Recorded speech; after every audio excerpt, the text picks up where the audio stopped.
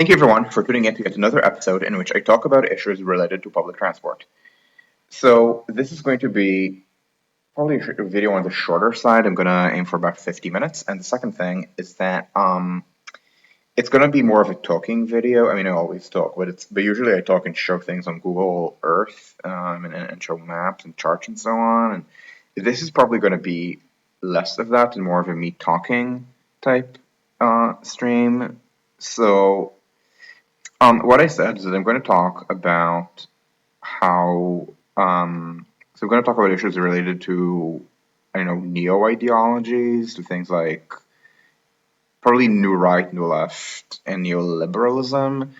And this also means I need to talk about the history of all of these three things, and this is not usually what you do in a 50-minute video, because you can do multi-hour videos on one aspect on one of these. There's a lot of theory on this. I mean, intellectual history is not a fan subject. When I say fan subject, what I mean is that railways are kind of a fan subject in the sense that the history of the railway is not. I mean, most historians don't study history of railways.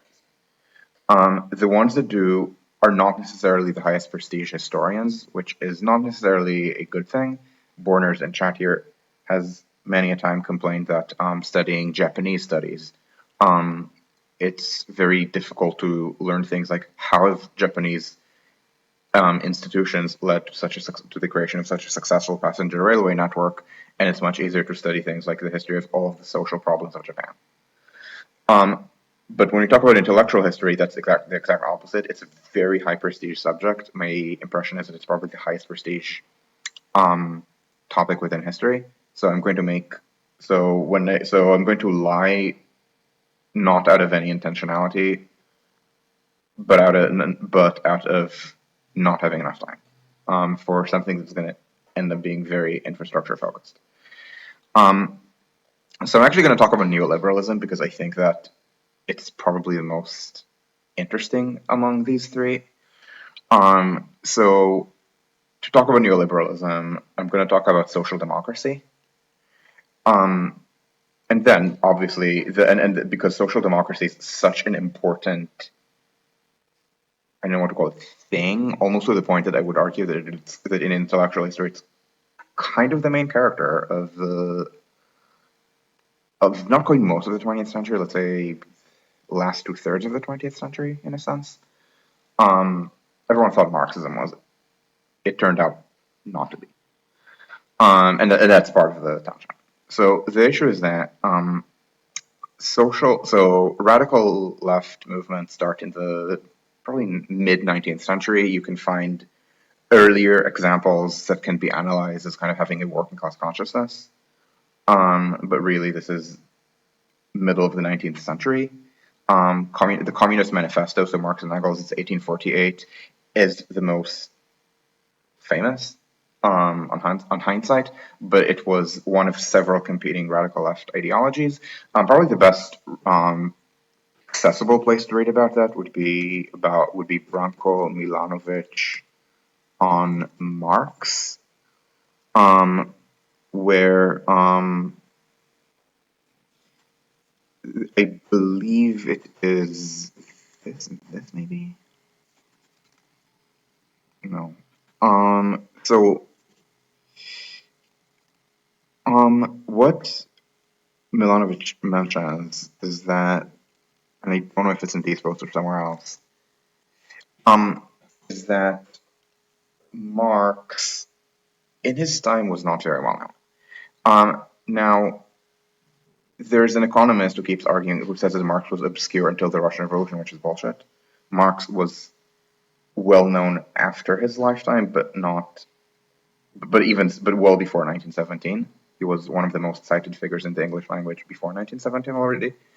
But but a lot of it was Engels kind of promoting him, and really importantly, the German Social Democratic Party was Marxist. One of its most important influences, probably the most important one, was Marx. Now, this was Germany. There were other traditions out there. The French one and the Southern European ones were anarchist. The British one was labor unions. The American one was anarcho-syndicalist. Um, I think probably, if you're American, probably the most widely read figure in that would be Emma Goldman. And of course, the ones who were not very Marxist tended to react negatively to Leninism after the revolution. A lot of them were or Soviet Russia curious, but were disillusioned very quickly.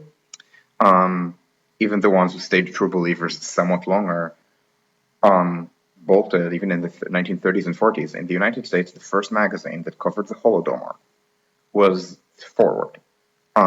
Because being socialist, they figured, ooh, there's a socialist state, let's go. Oh my God, what the hell are they doing to the Ukrainians?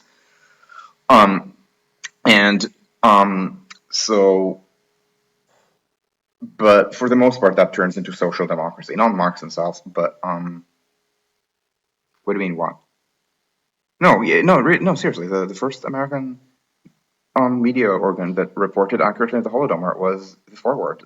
The New York Times had a Stalinist reporter in Russia who covered it up. So anyway, social democracy is something that really emerges in the 1920s.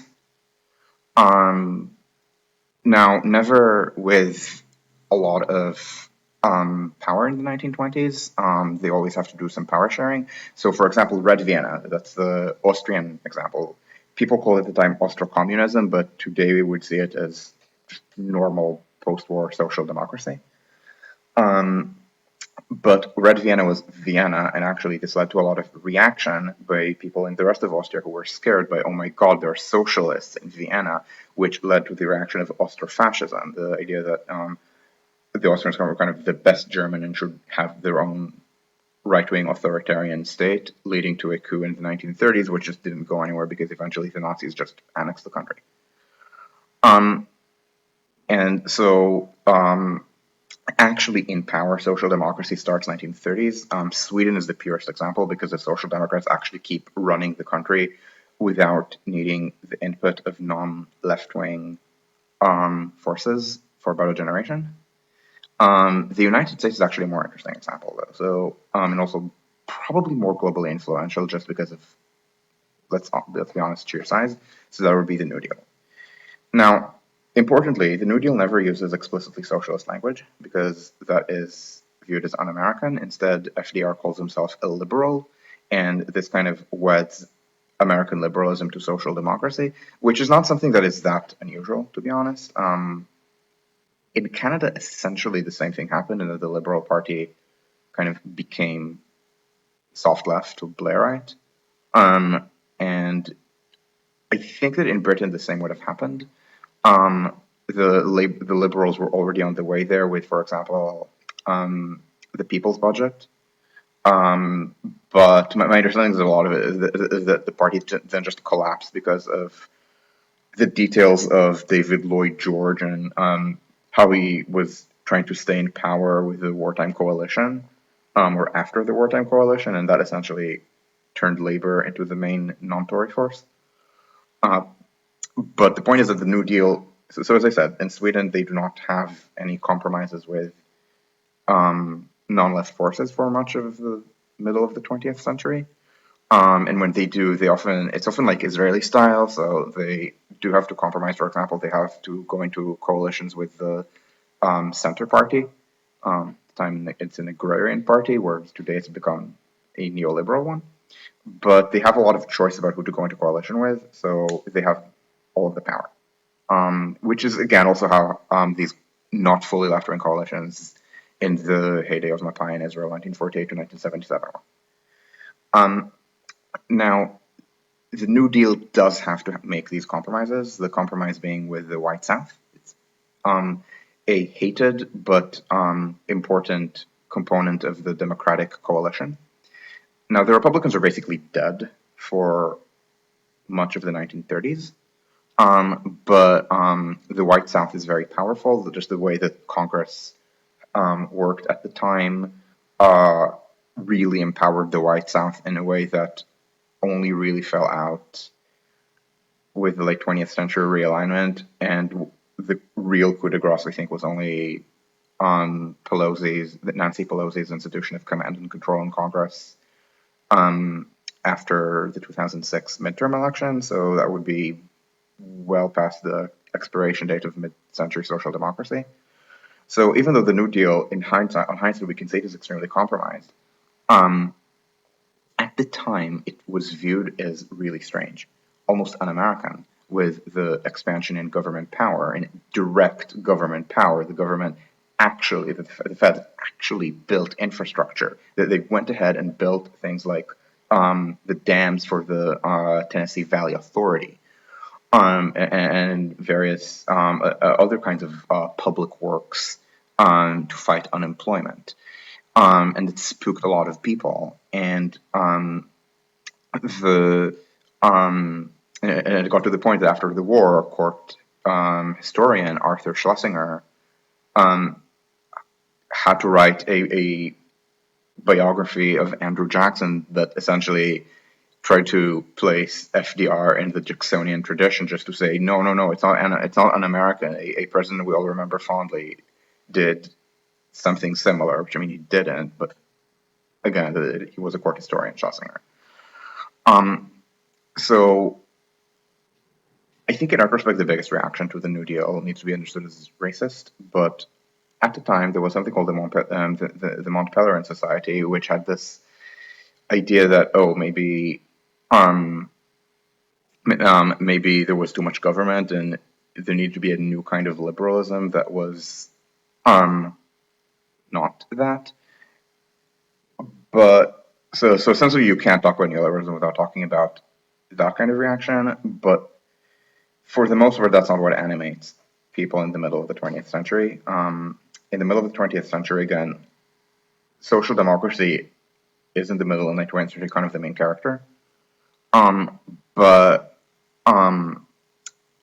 But various reactions come to it. So the biggest reaction is on the right, where you had a lot of conservative forces that figured that they are the country, they represent the country, the country is theirs by right. And the fact that, oh my God, people are actually voting for all of these welfare systems without the priest getting to moralize, that created a lot of tension. And the thing is, this was true even in places and it's kind of systems of inequality reduction, or let's say mass education and things like that, happened even in places where not only did the Social Democrats always have to make compromises with non-left-wing forces, but sometimes they weren't even in charge. In Italy, for example, much of the same machinery happened, and the Italian Socialist Party was literally never in charge until Craxi in the late 1980s, and Craxi is mostly remembered for being so corrupt that it led to the Manipulite. I shouldn't say reaction because because Manipulite was not reactionary, but the Manipulite counter, maybe let's call it. And so there were people. So some people just weren't for fascism, but they faded away. I mean, yes, there's fascism today, but essentially nobody remembers the actual fascists of the mid-20th century. There were conservatives who flirted with it. For example, William Buckley liked Franco. A lot of them liked Franco. But in terms of what they were supporting domestically, it was not like that at all. It was mostly, I don't know whether I should even call it democratic fascism or something, in the sense that fascism was the ideology of people with an maybe anti-socialist mentality, but specifically on hindsight, lower middle class or petit bourgeois or small business or however you want to call that.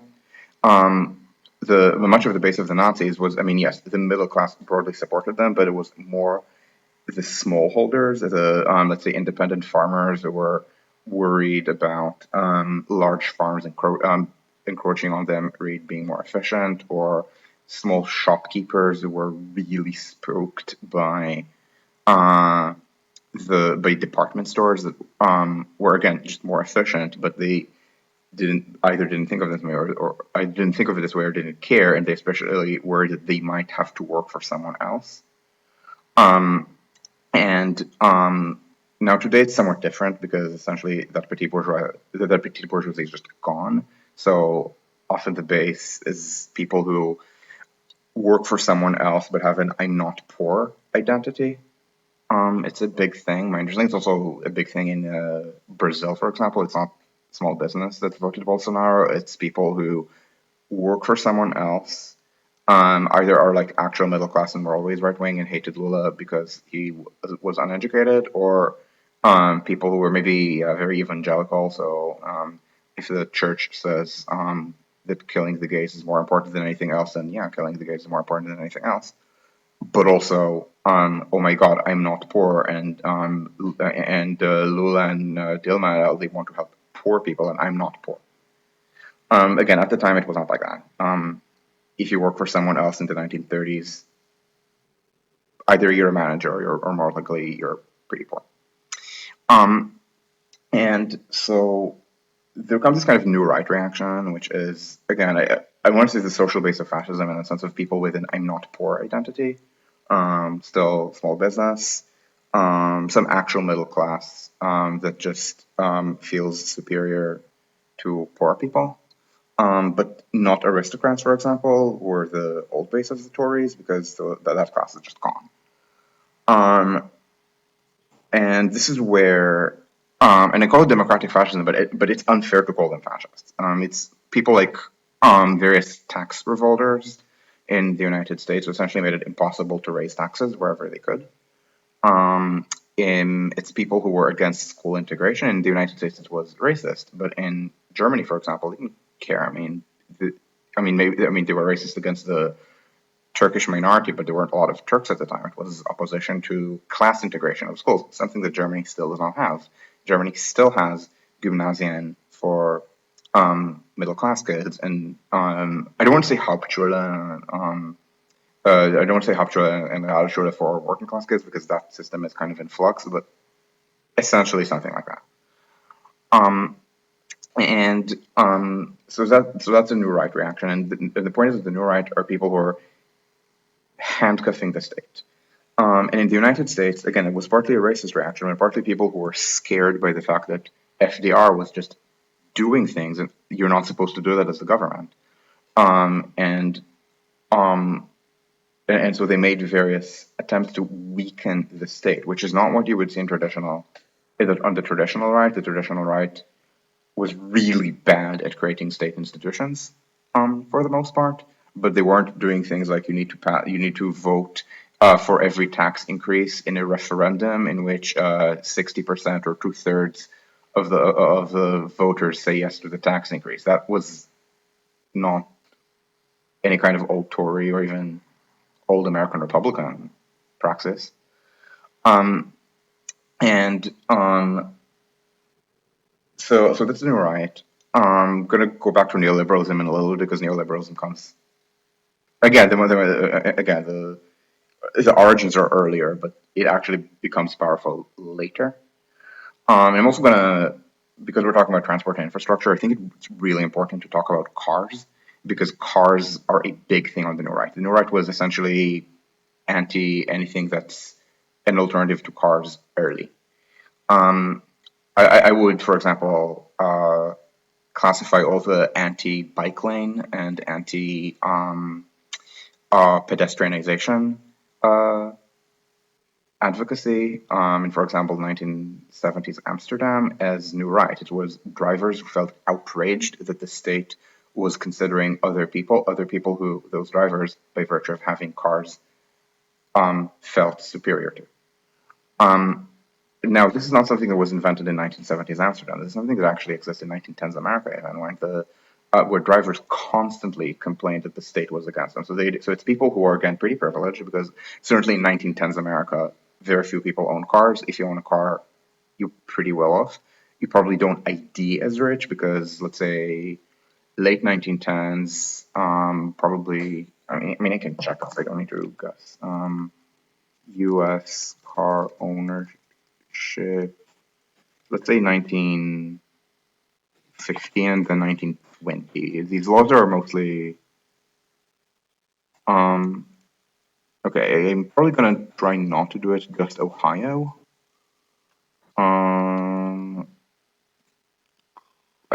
so in the night, so the point where about half of American households had cars was somewhere in the mid. I think it was the eve of depression, maybe. But I'm going to see whether. Okay, I don't need this to be post-war years. Development history, history of the automobile. I've seen this before. Okay, okay, this is all states. Okay, now let's see if it's everything or just okay. So this would be motor. So this would be automobiles. So I think this is excluding SUVs because this shows 128 million in the mid 90s, which is only about half of Americans, which is much less than the actual. Oh wait, is this? Oh yeah, yeah, and trucks, yes, because SUV are classified as trucks. But if you're, let me move it a little bit so you can see. You can see that the trucks are basically irrelevant, and it would all be commercial trucks. They would not be SUVs. So 1915, it's 2.5 million people. So not people, cars. Um, so 2.5%. But by 1920, it's already 9 million. Um, so maybe 10% of America. Um, oh, less than 9%. Less than 9% would be 8%. And then it just explodes. And on the eve of the Depression, it's what? U.S. population 19, not 19. There was no America in 1903, right? And not 93, 193. So 123, and this is about a little more than one fifth of America. But that's at population level, and at household level, it would be probably about half.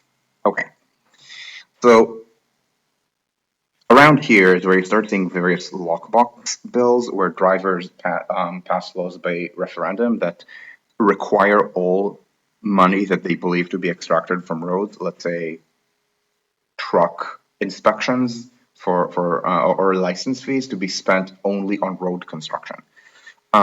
This is an American special. In Britain specifically, it was not done. Churchill considered the idea of the lockbox bill, which had been suggested, to be an absurd imposition on the power of Parliament. Churchill being an extreme example of old right, and so. But in the United States, it meant that the road money, which could be, let's say, tolls or fuel taxes, or again, even things like inspections for like safety inspections for trucks, all of the money had to be spent on road construction because drivers viewed themselves as being oppressed by the state. Again, these were generally the wealthier Americans, but by the mid 1920s, it's people who probably don't think of themselves as very wealthy. It's, let's say, 80th, 90th percentile households who always see much wealthier people above them. And and this is also where a lot of zoning comes from. So now zoning is not anti-state, but there is this idea that local communities can choose how to live. It's very local. It's not with any kind of regional planning, and ideas of regional planning did exist. Maybe not in the 1920s because there was very little suburbanization, but by the 1940s, absolutely. There were proposals for regional planning, which tended to be very left loaded. The idea was that it would be about, they didn't use the word equity at the time, but today it would be called equity, essentially preventing very wealthy suburbs, which the northeastern American suburbs were in the 1940s, from extracting value from the cities, which are at the time mostly working class because most of America was working class, and diverse in the sense of the 1940s. That is, some black people, but also a lot of ethnic whites at the time still not fully assimilated, Jews, Italians, and so on. And this was just shot down as, oh my god, this is socialism. So even though the new right only becomes really powerful in matters of, let's say, taxes and schools in the 1960s, especially the 70s, or in America also would be gun rights. The NRA is a big new right reaction to the gun control laws passed in the 1960s in reaction to the fact that the Black Panthers were openly carrying firearms, which at the time was legal. But in transport, this is earlier in the United States specifically. The idea that there should be any alternative to the car is viewed as some kind of, they didn't quite say socialist because this predates socialism as the most infamous thing ever.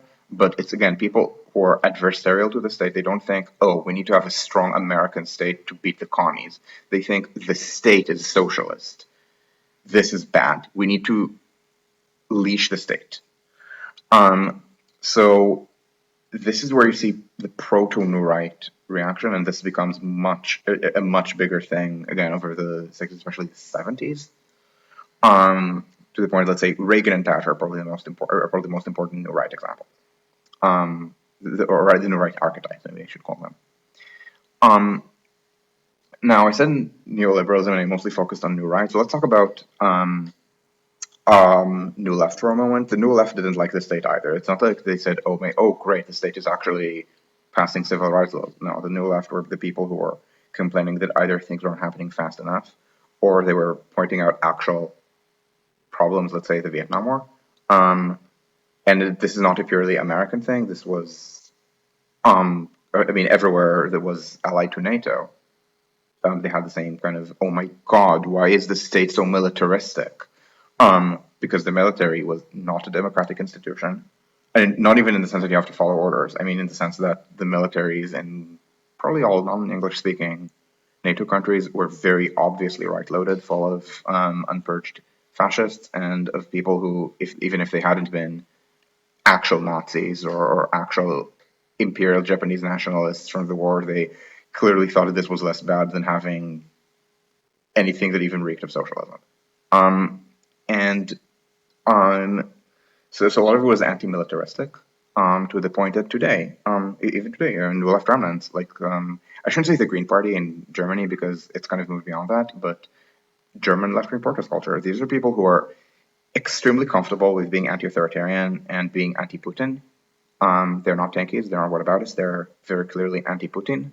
They're very comfortable with talking about Ukrainian refugees, with talking about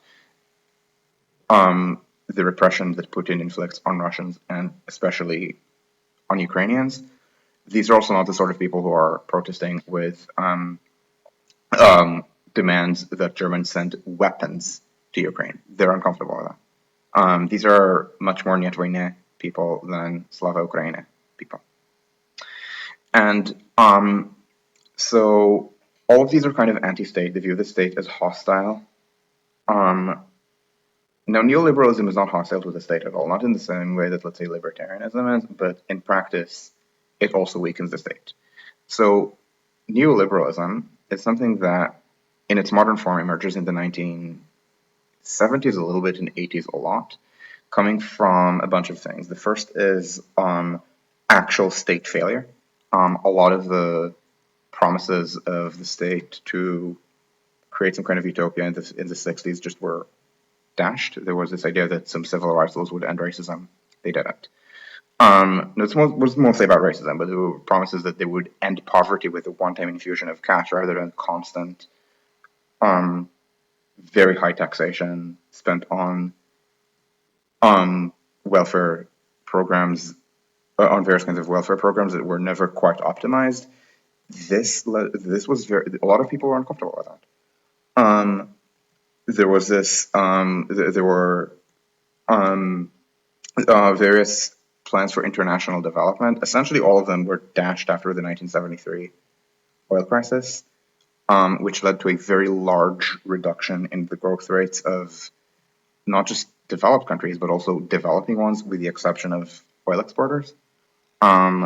It's in a way epochal especially for Latin America.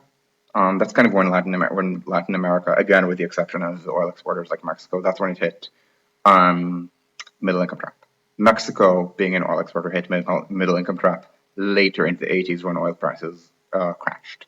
So this is where a bunch of people see that there are some ideas of privatization. Often, I mean, this is where you have this left reaction to neoliberalism. This is the Latin American state that was most neoliberal was Pinochet's Chile. Yes, it was, but also um, Pinochet was incredibly repressive. So were the developmental Latin American states that didn't listen to Milton Friedman.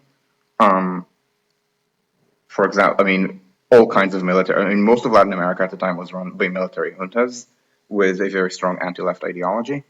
Um, all of them were incredibly repressive. Probably the worst of them was I don't know if it's correct to call it Latin America, but the Americas region, Haiti.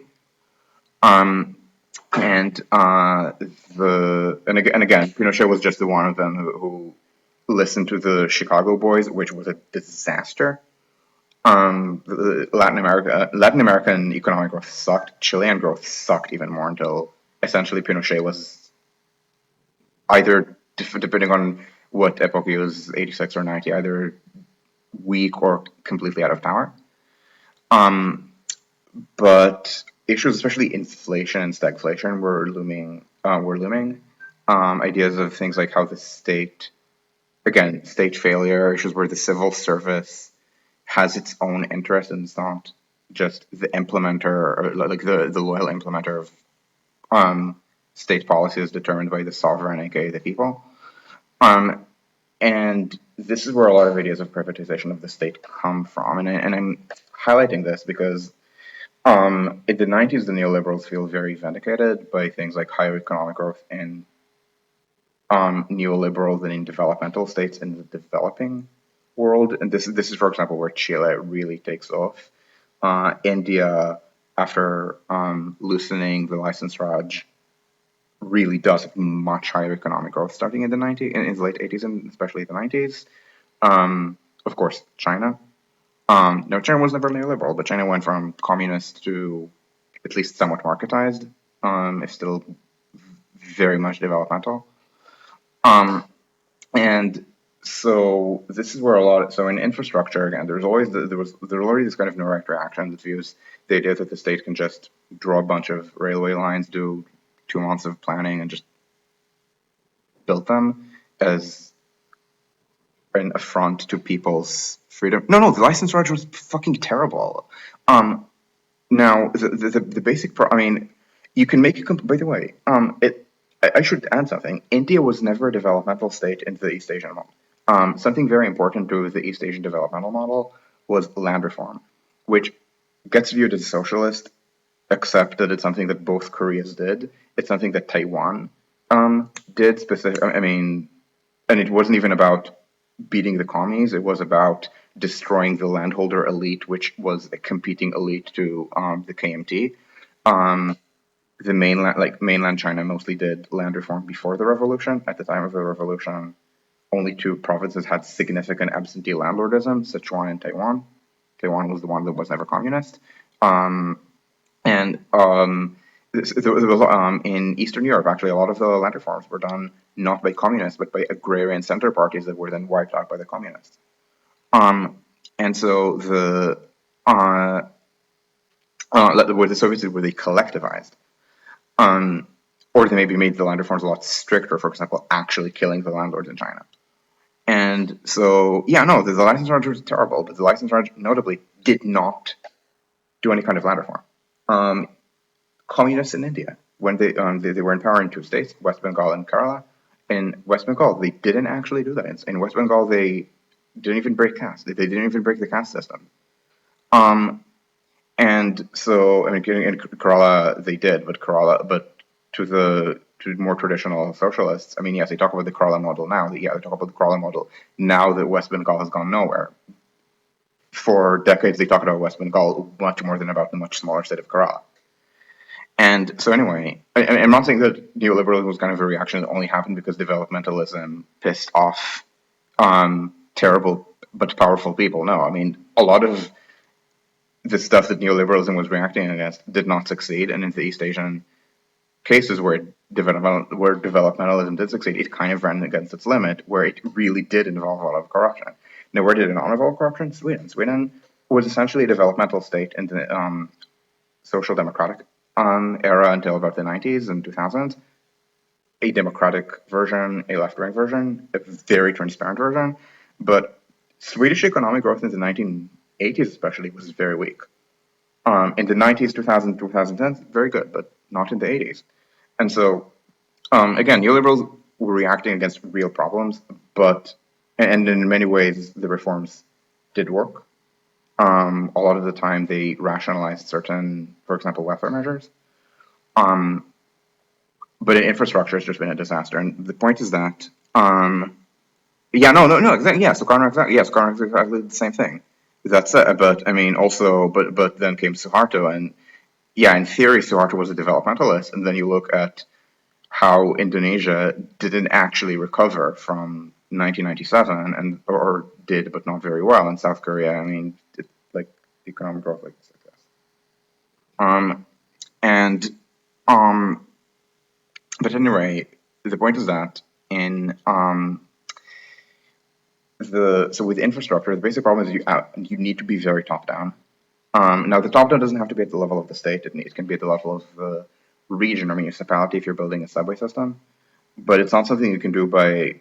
And I'm going to talk about Sweden a lot, partly because it's the case that I've studied the most, partly because in Sweden it's a really good example of how the same people who were developmentalists in the middle of the 20th century became neoliberals.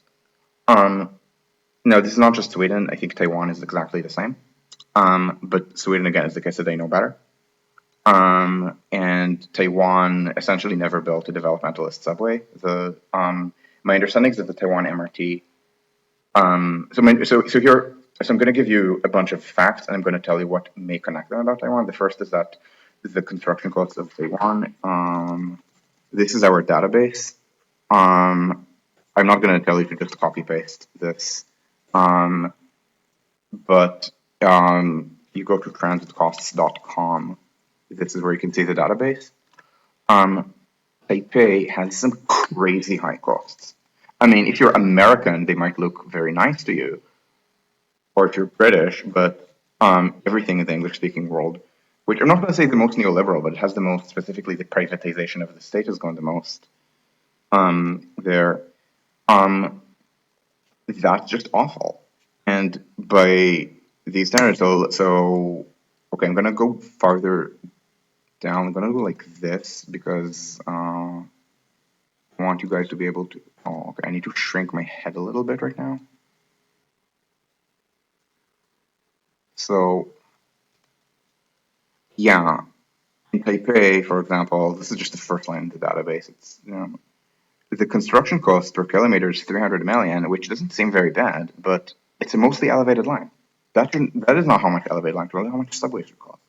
And then you look at and then you look again, and this is a fully elevated line, the Sunying line.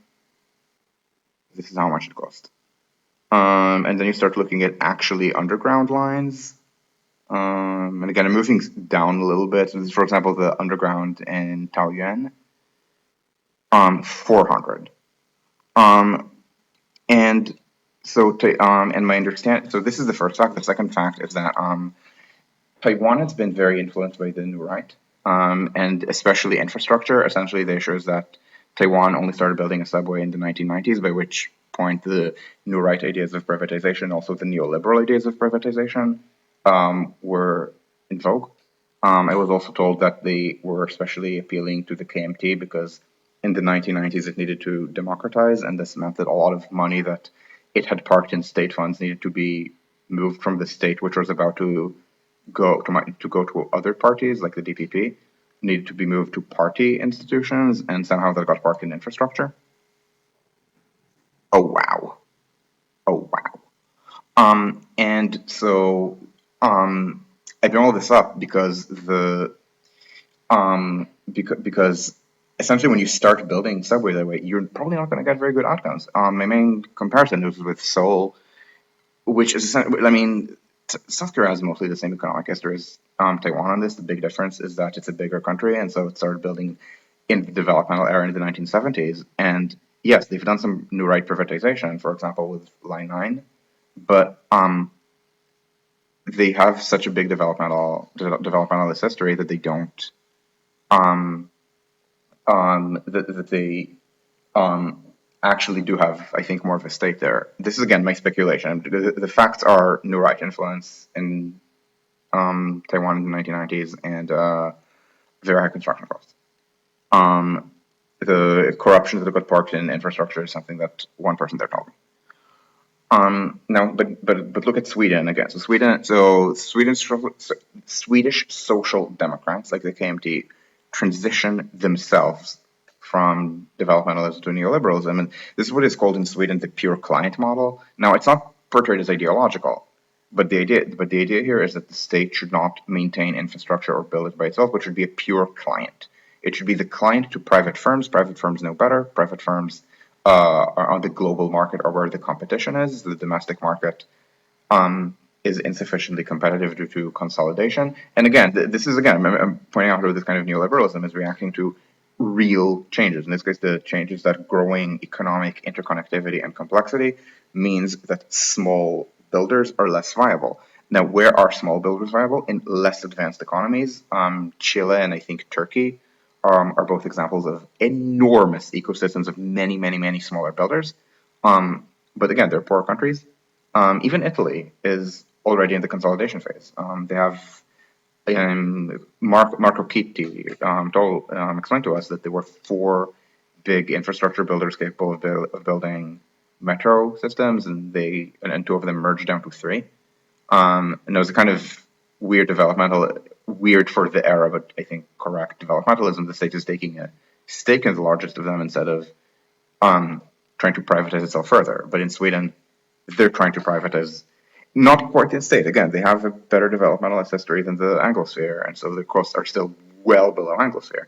And yet, the idea is that they're going to uh, keep only enough in-house expertise. Again, not nothing. They're better than Anglosphere in Sweden, but only enough expertise in order to be able to supervise the consultants and to supervise the contractors. This, by the way, is really important.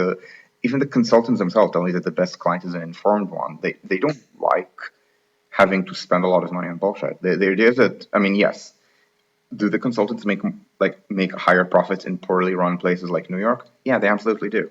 But it's not like they make easy money. It's money that they have to do a lot of subcontracting for, hire a lot of people just for the project, write documents that are incredibly annoying to write because the client keeps asking them stupid questions. And then and they're constantly threatened with lawsuits, so they have to cover every base. And you have documents that are written by committee. I mean, is this why I disagree with Alan Fisher? I mean, I haven't watched his video, so I don't know. I mean, so I don't actually know why he disagrees with me.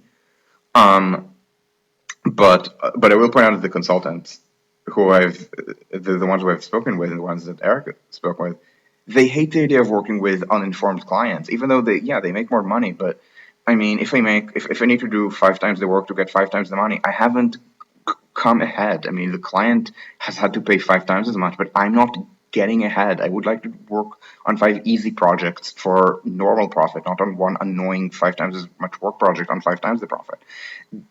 Again, there is a thing. You could send me DM it to me, but whatever. I mean, um, but the point is that the kind of social democracy that built, I will say, actually built. It was not a client. Now, this is the issue with neoliberalism. The issue with now the new left probably doesn't like the idea of consultants, but the new left really does like the idea of endless debate, endless conversation, endless criticism.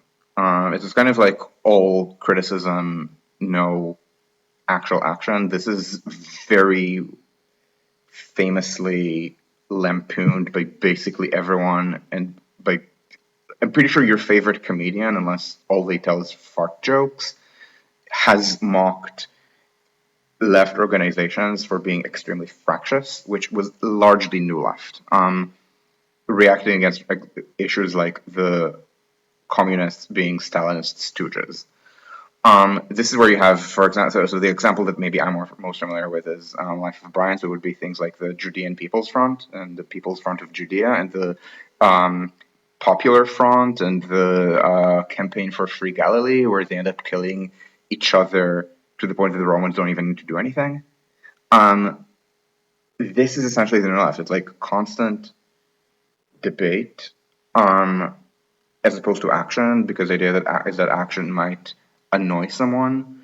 Critical race theory is actually very new left in that sense. Things like strong objectivity, things like the idea that you should always have the most number of people in the room for everyone's perspective. And then it turns out that if you need the consensus of everyone in the room, just like as opposed to having a lot of people in the room and you need 50% plus one, then yeah, things are not going to move when you have more veto points. I mean, the social democracy that built was so would look so alien to people who are used to suing the government, for example. Um, and yeah, I mean, so the new left doesn't build either, to the point of being kind of skeptical about the idea of infrastructure. Um, Neoliberalism again has, I mean, all of these critiques had something to say, but at the end of the day, infrastructure does need to be built. Um, and at this point, people are realizing in the US and also in the UK that, I mean, you need a lot of green infrastructure to build. And then you have all these design review systems with environmental lawsuits against things, which mostly block green projects at this point. And so how do you defend against that? Endless debate. So how do you defend against endless debate? You write hundreds of pages, thousands of pages of environment of review documents, and then nobody can read them. So maybe the idea is to be more transparent, and then someone bears me 3,000 pages of documents that are only readable to lawyers. No. Whereas then I read. I mean, I don't read an Italian design doc. Marco reads an Italian design doc. Where Elif would read what's going on in Turkey. Turkey is not very transparent about this, and it isn't. And yet, a lot of things are more legible there than in the United States. Or I read these Swedish design documents where I get exactly everything I need for them, just because they not only put it out there, but they put it out there in a format that actually informs the public and is not adversarial to the public. There isn't this kind of idea that the state is always adversarial to the public. If the public needs to learn something, it needs to constantly sue. Yeah, Japan's system is private and very good, and it can be replicated probably in cities the size of Tokyo. Of which, I mean, yeah, I guess Jakarta is the size of Tokyo, but Jakarta does not have a strong city center, so the result. So basically, everyone except Tokyo needs to have top-down public, publicly built infrastructure. I mean, yes, you can have horizontal relations between, let's say, a national rail operator and municipal subways, but don't try to privatize. Even quote good privatization. Again, I gave the example of Line 9 in Seoul. I'm gonna I'm thinking S-Pun stack. Let me see if I can find the not Substack yet. Great. No, don't access my location. So this site, it's called sungwiley14.substack.com by someone who I think runs comms at BART. He's first and a half generation Korean American. He has an article. He has a lot of articles about Japan and Korea, and yeah, and he talks about how Line 9. I mean, yeah, the construction costs of Line 9 were fine. They were not terrible. Actually, they were low because it's Seoul and everything. Seoul is cheap, but because they essentially only privatized the easy parts. But because it's a concession, the operations aren't very good. The operations essentially there isn't enough capacity, and there's not enough incentive to for the private actor to add more. And if you think in terms of incentives, yeah, that's what happens. If you think in terms of the state provides services, what the hell do you mean by incentive? Like I don't have an incentive against myself. But again, this is one of the problems of excessive privatization. And again, this is maybe a neoliberal problem, but um, but there are other problems that are maybe not neoliberal. Essentially, what you need is to I don't want to say bring back the state. Okay, in Germany, bring back the state. In Sweden, bring back the state. In Italy, keep the state. Um, in France, half keep, half bring back the state. In the United States, or in Indonesia, in your case, like in Indonesia, I don't think they ever built the kind of state of mid-century developmentalism. Again, either the more social kind or the more, oh, you are not a salaryman at Sony. You are an inferior human being, and you will turn a yeah. Indonesia. I don't know if Indonesia needs less bullshit, like moving the capital, and more actual like and more like state investments in infrastructure, and not, for example, having the state have other people build its high-speed rail for it, because essentially you're just begging other people to profiteer off of you. Um, they might not even make that much of a profit by profiteering, because there's always going to be adversarial friction. But essentially, what you need is to build, in the case of Indonesia, is to build a high speed line between Jakarta, Bandung, and I don't even know if you guys are planning to go to Surabaya, but you should. Um, yeah, I mean, there again, the neoliberals had some points to make. I mean, for example, about trade, just for just out of just for background, Sweden was not very protectionist. Sweden was always open to trade, um, to an extent. Um, yeah, this is just bullshit. I mean, so essentially they kept all the bullshit parts of um Park era South Korea and didn't get to the parts where you do land reform, because Indonesia, so for people who do not know the economic history of Indonesia, Indonesia did actually do land reform on the East Asian model, but it had a magic asterisk that essentially changed everything. The magic asterisk was that you could not nationalize property belonging to Islamic charities, so all the landowners just gave the property to Islamic charities. This actually led to a religious traditionalization of society, because suddenly all these Islamic charities had um, free income that they didn't have before. Um, and the and this was so this essentially meant that it never got to anyone. Yeah, no, of course they go after foreign companies. This is exactly what I mean. I'm not saying you should be populist. I'm saying you should be mid-century social democratic. I mean, the kind of popular. I mean, yes, there were always left populists. They were not in power. The left populists were never people who were in power in the South, is what I think a lot of people don't get. Um, and again, when I think bring back the state, yeah, it's a state that annoys a lot of people by just doing things without asking for everyone's permission. But it's also a state that is not run by people who work on the basis of who screams the largest. I mean, yeah. I mean, yes. That's right. I mean, no part. I mean, yes. In India, I mean, I don't know how to call Congress in India, because the last time they were in power, technically the prime minister was Manmohan Singh, who was very much a liberal. So it's entirely your call on who was really running India at the time, Sonia Gandhi or Manmohan Singh. But yeah, I mean, I'm not. But yeah, part of the problem is you need to not be populist about things.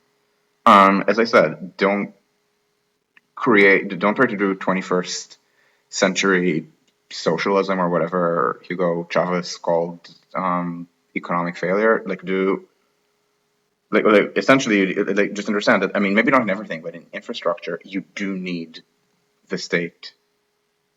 You need a depoliticized state, which is not always easy to do, and in the United States, so part of the proto-new right reaction to the New Deal was politicization of the state, which especially recently became core to American conservatism. The idea that the depoliticized state will always work against you. So essentially, a lot of positions required Senate confirmation or something, and essentially they injected politicians into something that didn't need to have politicians. By the 1950s, there, I believe, were already more than 1,000 political appointments, direct political appointments at the federal level. I believe today there are 4,000. Um, and yeah, that's what happens. Instead of having a more reasonable number of political appointments, which is, I don't know, single digit to maybe possibly teens per ministry. So I don't know, if you have more, if you're, I mean, a country the size of the U.S., I would get suspicious above 100. I would be extremely unhappy above 200, 300. They have 4,000, plus about, I think, 15,000 indirect. And that's without the state level. Indonesia, probably same size as America, so work from there. And so this is what. So again, this was just a reaction of people making up things about unelected bureaucrats. Very common phrase on the new right to essentially delegitimize the tools through which the elected government governs. You're even seeing this in the United States a little bit with the military, where people complaining that the military is too woke because among its very long reading list of middlebrow trash are also middlebrow trash anti-racist books, as opposed to just the usual middlebrow trash books about leaders eat last, things like that. And or people complaining that Mark Milley, the chairman of the Joint Chiefs, didn't cooperate with Trump's attempted coup. And this is, so again, so in the United States, essentially, the entire right is extremely anti-state. The left, in theory, is not, but essentially all of the really animated parts of it are. And this is where I'm even concerned about some outfits it shouldn't be. I mean, Niskanen, I wouldn't call it left, but I'm pretty sure more Democrats and Republicans listen to them. Like, Niskanen is full of people who talk about how academia has less legitimacy or something, as opposed to the exact opposite. But another really important feature of developmental states, I'm not sure about the East Asian version, but the European version, is academics are essentially part of the state. And I don't mean in the sense that the universities are public. I mean that an academic is very likely to be tapped to write a review of something in their field of expertise. Britain did that a lot, actually. I think Harold Wilson did that essentially because people complained that there was something illegitimate about the conservatives not being in power. So he used, my understanding is that he used academics as a way to create more expert legitimacy. Now the new right hates academics. Academics say things like smoking kills, climate change is real. So be comfortable with the fact that you're not going to get 100% of the population to support this. It's fine. You don't need 100. You need 50% plus one. And anyway, this is. Anyway, I'm going to end this. I'm going to give people 3 minutes for questions because 7:10. I mean, 7 was supposed to be a hard limit. 7:10 is definitely a hard limit. So please shoot.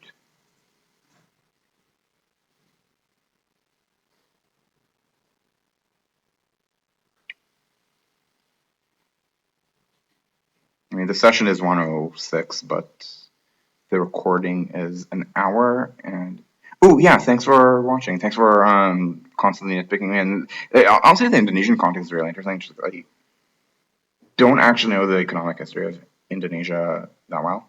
Um, oh, okay. So Japan does do this as well. Yeah, that's interesting. Um, and basically means probably what I would have expected. Israel does that as well. I think the U.S. I mean, because Britain did that in the post-war era a lot, and to some extent still does. I think the United States is pretty unique and not relying on that because, oh yeah, exactly. And the United States is pretty unique, and I think treating academics as something completely different. Um, there's I think a lot of I don't know if it's like the American culture. If you're so smart, how come you ain't rich? So they would put random business owners, like rich business people on the list. I don't mean rich as in someone who owns 10 auto dealerships. I mean Elon Musk. I think Obama put MLT, General Electric's MLT to. No, it's not because I've isolated them. I mean, the United States is not any more critical theory than, let's say, anywhere in Europe. I mean, I don't make subtitles either. I mean, I can try to do a transcript, like auto transcription, but I'm not going to make manual transcription for the watchers. No, it's not just critical theory. I mean, it's not just right, but I mean things like you could absolutely have like a professor of climatology talk about like climate change within there into 0 less 1 to less 1. No, it's not elitism. It's not elitism. It's something that academics would be interested in doing. It's just the pipelines through which Americans the pipelines through which Americans interact with academia, which we've seen a little bit, are much harder to get through unless you're already in the policy sphere. But anyway, I do need to go. I exist in a bunch of places. Twitter is increasingly not one of them, but I have the Discord. I will send an invite to anyone who wants. I'm just worried about bots. And I'm on Mastodon, along with Mastodon.social. So I will see you again on Tuesday, 7, not 6. Sorry about the change in time. And ciao, ciao.